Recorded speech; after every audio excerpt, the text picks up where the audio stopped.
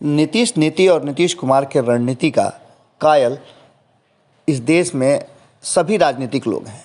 जो भी नीतीश कुमार को जानते हैं उन्हें पता है कि नीतीश कुमार की रणनीति भीतर ही भीतर बहुत मजबूत और पुख्ता बनती है, जिसको लेकर के वो अपनी योजनाबद्ध तरीके से काम करते हैं। इन सारी बातों को लेकर के जिस तरह से नीतीश कुमार अपनी रणनीति बनाते हैं, यही कारण है कि उनके सामने वाले को उन्हें कुर्सी सौंपनी पड़ती है।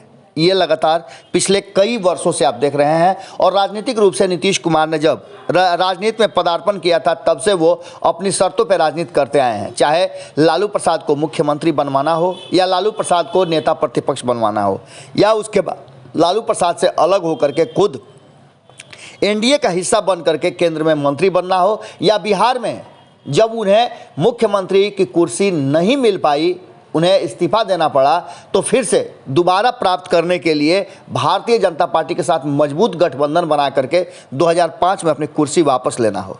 इन सारी बातों को लेकर के अब जो वर्तमान परिस्थिति है और 2020 के बाद जो परिस्थितियां बदली है, उसमें कहा यह जाता है कि नीतीश कुमार कमज़ोर हुए हैं।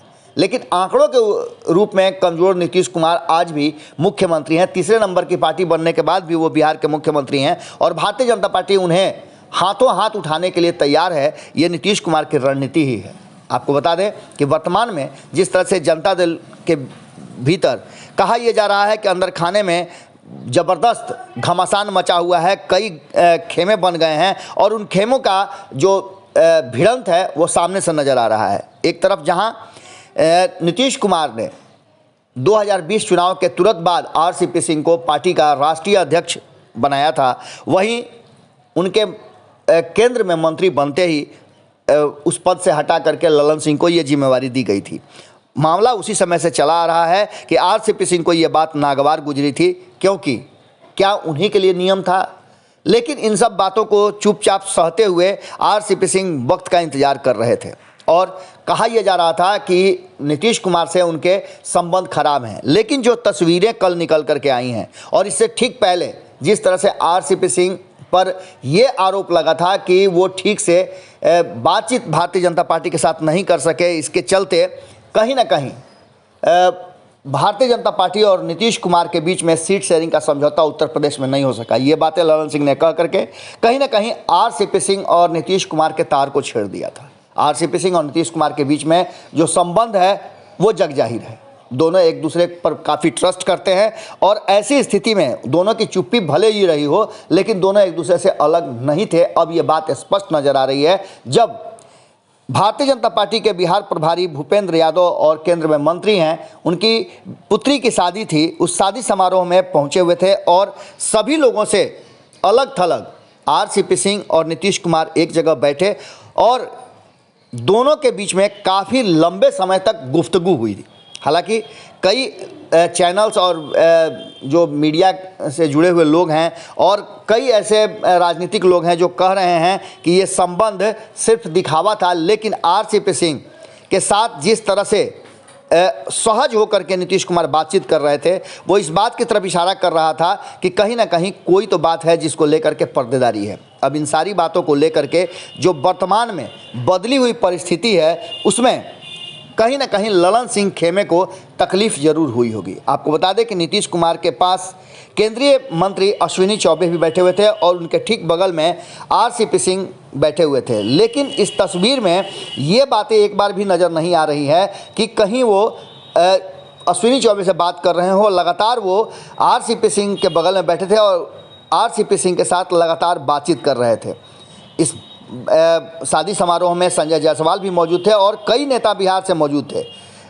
सभी नेताओं की एक साथ की ली गई तस्वीर भी सामने आई है। आरसीपी सिंह और नीतीश कुमार जिस अंदाज में बातचीत कर रहे हैं, उसे देखने के बाद पार्टी के अंदर उनके विरोधी खेमे में खलबली मची हुई है। ये बातें बता रही है कि आरसीपी सिंह का जो जड़ है वो कितना ज़्यादा मजबूत जमा हुआ है।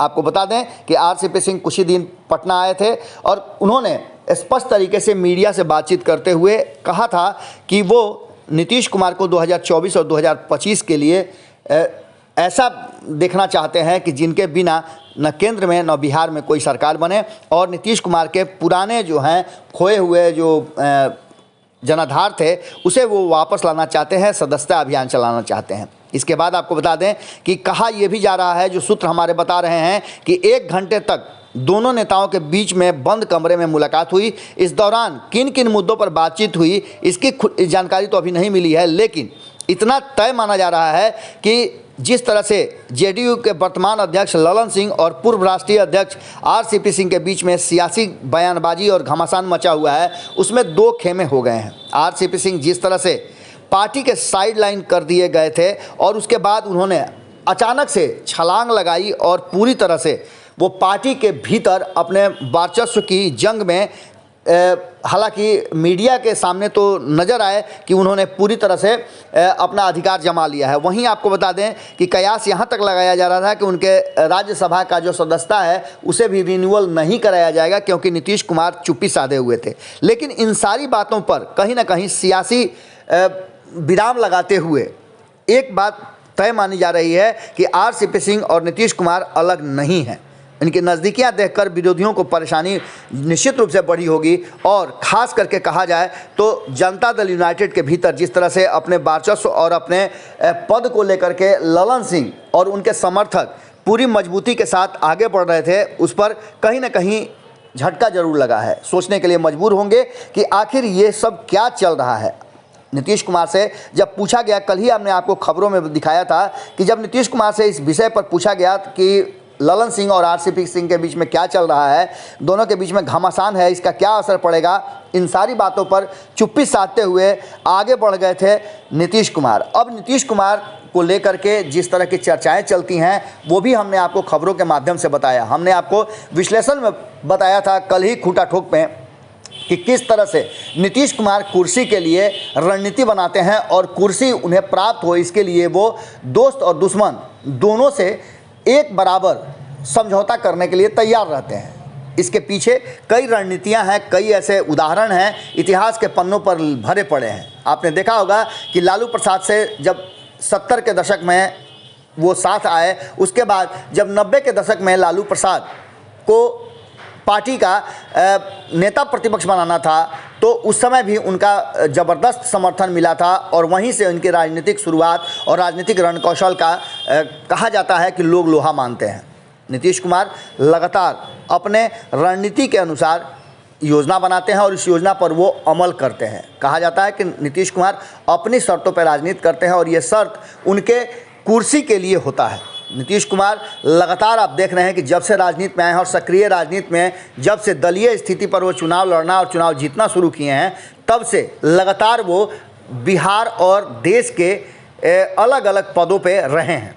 केंद्र में मंत्री बनने की बात हो या भारतीय जनता पार्टी को हमेशा अपनी शर्तों पे मजबूर करने की बात हो, नीतीश कुमार आगे रहे हैं। एक बार फिर से अपनी पार्टी के जो चल रहा है, जो भी घमासान चल रहा है, जिसकी चर्चा चल रही है, वो सारी बातों को दरकिनार करते हुए जहां एक तरफ ललन सिंह उनके पुराने सहयोगी, पुराने दोस्त हैं, वहीं पिछले 10-11 साल से आरसीपी सिंह जब उनके अधिकारी हुआ करते थे, उसके बाद से लगातार नीतीश कुमार आरसीपी सिंह के संबंधों को लेकर के बहुत सारी बातें कही जा रही है। अब इस पूरे मामले में अगर देखा जाए तो नीतीश कुमार ने जिस तरह से आरसीपी सिंह के साथ शादी समारोह या फिर बंद कमरे में जो बातचीत किया है उसको लेकर के, और नीतीश कुमार के चेहरे के भाव बता रहे थे कि वो इस बातचीत से काफ़ी संतुष्ट हैं।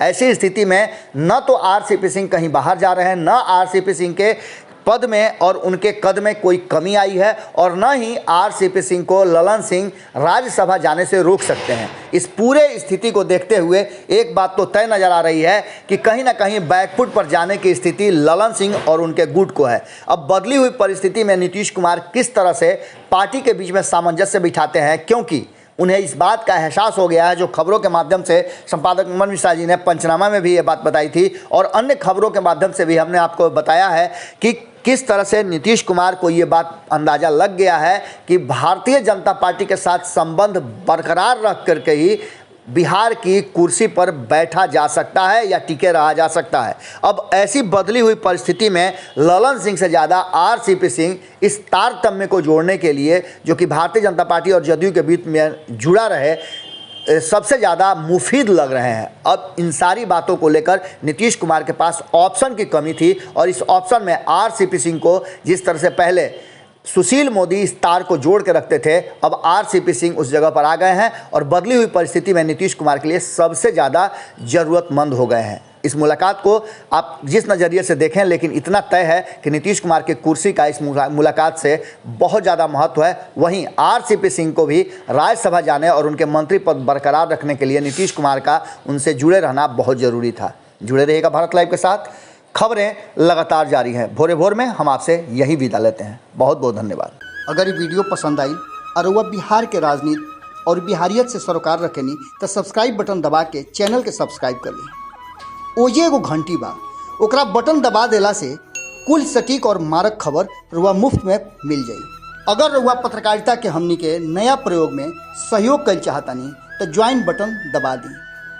पेटीएम नंबर नोट कर ली 9386816700। धन्यवाद।